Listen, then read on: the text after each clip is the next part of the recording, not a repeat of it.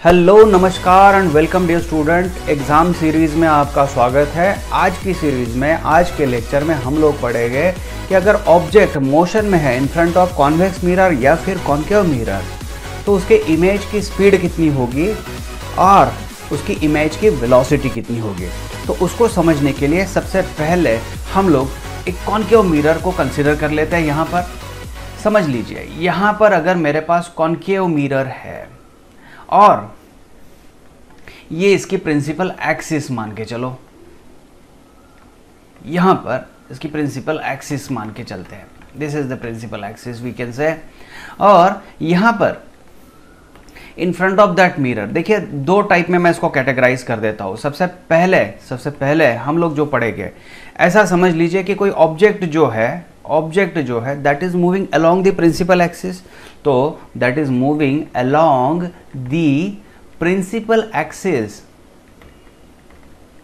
The principal axis, तो उसके along अगर जा रहा है, मान लो ये कुछ इस तरीके से मूव हो रहा है, that is object and its speed is for example vo right now, its speed is vo और उसकी इमेज मान लीजिए यहां पर कहीं पर है and that image is for example moving away. तो ये हम लोग सिर्फ हमारे फिलहाल के लिए कंसिडर कर रहे हैं, this is the image velocity you can से, ओके। तो दिस इज इमेज।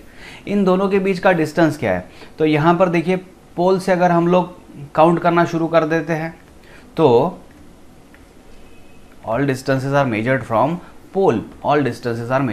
पोल, तो यहाँ पर जो डिस्टेंस बन रहा है ये बनेगा u और इमेज का जो डिस्टेंस बन रहा है ये बनेगा v। यहाँ पर तो ठीक चल रहा है।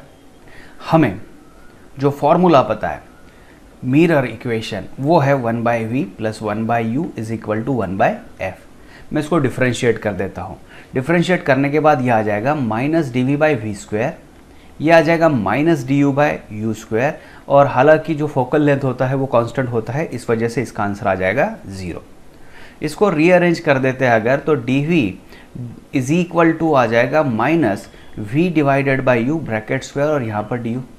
अगर दोनों साइड में डिवाइडेड बाय टाइम कर देता हूँ या फिर विथ रिस्पेक्ट टू टाइम मैं इसको डिफरेंशिएट पहले ही कर देता तो शायद ये कुछ इस तरीके से दिखता, dv/dt = v/u ब्रैकेट स्क्वायर और यहाँ पे आ जाएगा du/dt।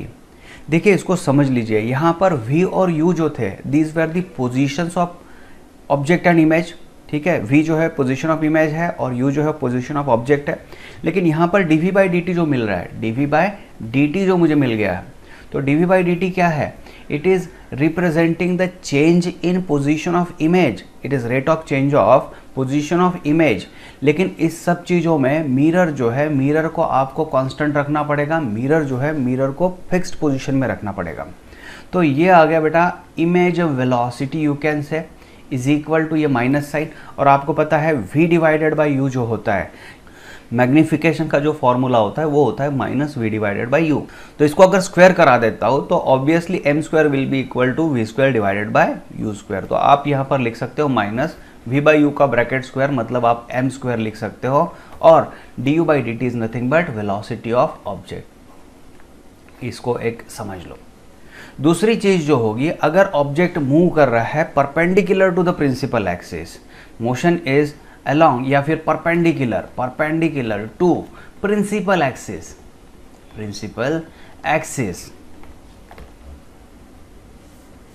थोड़ा स्पेलिंग गलत हो रहा है यहाँ पर, प्रिंसिपल कर लीजिए, यहाँ पर प्रिंसिपल एक्सिस, ठीक है। तो principal axis perpendicular to principal axis, तो उसको समझने के लिए क्या करना पड़ेगा, वापस से हम लोग ऐसे ही मिरर कंसीडर कर लेते हैं। पहले तो इसकी थियरी समझना जरूरी है और प्रिंसिपल एक्सिस मान के चलते हैं। यहां पर समझ लो, यहां पर ऑब्जेक्ट जो है कुछ इस तरीके से ऊपर जा रहा है, this is velocity of object and उसकी जो इमेज होगी, मान लीजिए यहाँ पर है, this is velocity of image I can say, ठीक है। अभी इसको समझ लो, प्रिंसिपल एक्सिस के ऊपर ऑब्जेक्ट दिख रहा है और प्रिंसिपल एक्सिस के नीचे मुझे यहाँ पर इमेज दिख रही है। ये जो डिस्टेंस है, ये डिस्टेंस मान के चलता हूँ मैं x और ये डिस्टेंस मैं मान के चलता हूँ y, क्योंकि देखिए उनकी u और v जो लोकेशन है जो फिक्स्ड है, यहाँ पर चेंज नहीं हो रहा है।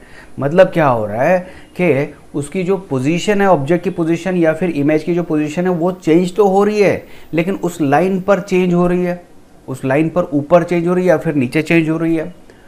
उसकी जो प्रिंसिपल एक्सिस पर हम लोग कोऑर्डिनेट अगर देखते हैं u और v के, तो ये जो कोऑर्डिनेट्स है, मान लीजिए इसको u बोल देता हूँ और यहाँ पर ये v बोल देता हूँ, these are constant, these are not changing.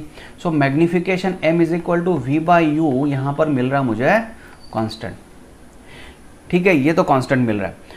तो m is equal to also we can say height of image divided by height of object. ये तो एक चीज़ फिक्स मिल रही है मुझे, ये चेंज नहीं हो रही है यहाँ पर। लेकिन हाइट ऑफ इमेज और हाइट ऑफ ऑब्जेक्ट के बारे में बात करूँ तो मैं यहाँ पर लिख सकता हूँ y divided by x, this is m is equal to, so y is equal to you can say mx।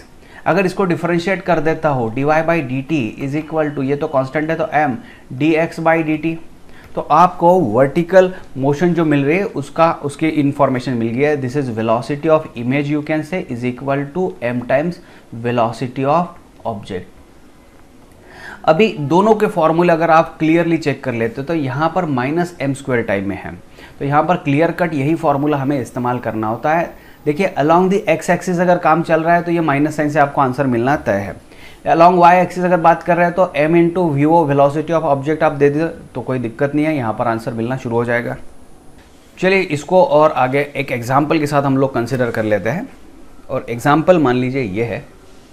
तो यहाँ पर आपके सामने एक एग्जाम्पल मैंने दिया है। यहाँ पर फोकल लेंथ मान लीजिए 20 सेंटीमीटर दी गई है। यहाँ पर आपके सामने स्क्रीन पर एक एग्जाम्पल मैंने दिया है जिसमें फोकल लेंथ ऑफ मिरर दी गई है 20 सेंटीमीटर। ऑब्जेक्ट फिलहाल तो 30 सेंटीमीटर पर है, मतलब इसका जो u है ऑब्जेक्ट डिस्टेंस है वो मेंशन किया गया है, यहाँ पर v मेंशन किया गया नहीं है। ठीक है, फोकल लेंथ। तो सबसे पहला टारगेट हम लोग क्या करेंगे, तो हमारा मिरर फार्मूला जो है 1/v/1 + 1/u is equal to 1/f। With sign convention हमें वैल्यूज़ रखना है, जो अननोन है उसकी वैल्यू नहीं रखना है। तो यहाँ पर देखिए u जो है ये -30 आ जाएगा क्योंकि पोल के लेफ्ट साइड में। फोकल लेंथ जो कॉन्केव मिरर का होता है वो होता है माइनस, तो -20 आ गया। इसको अगर आप सॉल्व कर लेते हो तो ये -1/20, यहाँ पर 1/30। इसको सॉल्व करने के बाद में आपको जो नंबर मिलने वाला है that number will be v is equal to -60 centimetre. ठीक है, ये मिलने वाला है 60 सेंटीमीटर।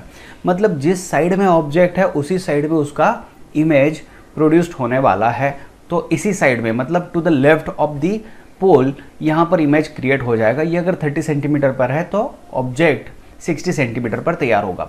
अभी हमें क्या करना होता है, देखिए along the principal axis and perpendicular to the principal axis, ये दो टर्म्स में उसे आंसर देना है हमें। तो हम लोग इसको रिजॉल्व कर देंगे दो पार्ट्स में।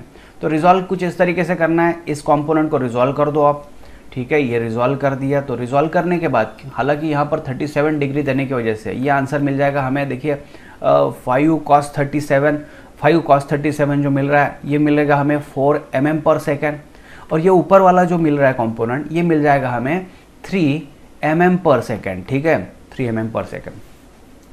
तो जब हम बात करते हैं अलोंग द प्रिंसिपल एक्सिस की, तो velocity of image is equal to -m² times velocity of object. हालांकि अभी यहाँ पर अलोंग द एक्स एक्सिस है तो मैं कोई डायरेक्शन वगैरह यूज़ नहीं करूँगा, विद प्रॉपर साइन ही इसको सबको इस्तेमाल करने वाला हूँ।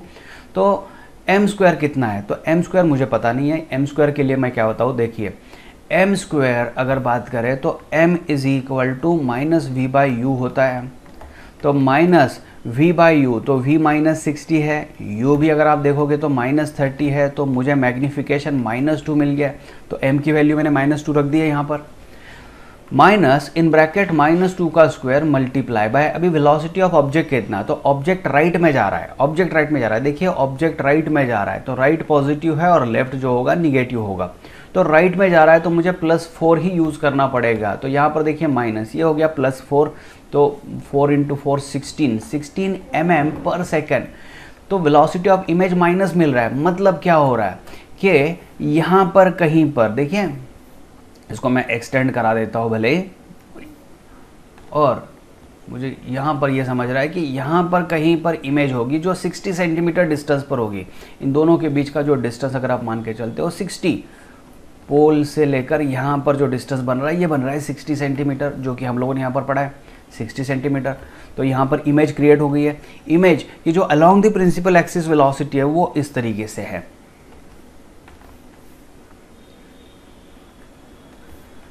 ये मिल रहा है मुझे 16 mm पर सेकेंड। अभी ये अलोंग द प्रिंसिपल एक्सिस हो गया, अलोंग द एक्सिस। अभी परपेंडिकुलर टू एक्सिस के लिए हमारे पास फॉर्मूला था vi is equal to m times vo।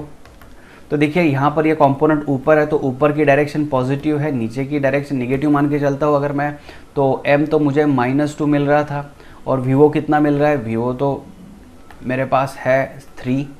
सो ये आ गया -6 mm पर सेकेंड। तो -6 का मतलब ये हो रहा है कि जो इमेज है, इमेज नीचे जाने वाली है। ये आ गया बेटा -6, तो ये 6 mm पर सेकेंड। रिजल्टेंट अगर आप बात करो तो रिजल्टेंट वेलोसिटी कुछ इस डायरेक्शन में होगी। ये हो गया हमारा resultant velocity of image. So this is velocity of image. Angle कितना बन रहा है, तो एंगल यहाँ पर मान के चलते हैं थीटा।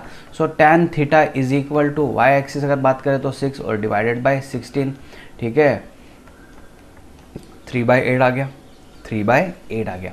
ये ऊपर वाला जो था ये परपेंडिकुलर टू एक्सिस था और हमें यहाँ पर एंगल भी मिल चुका है।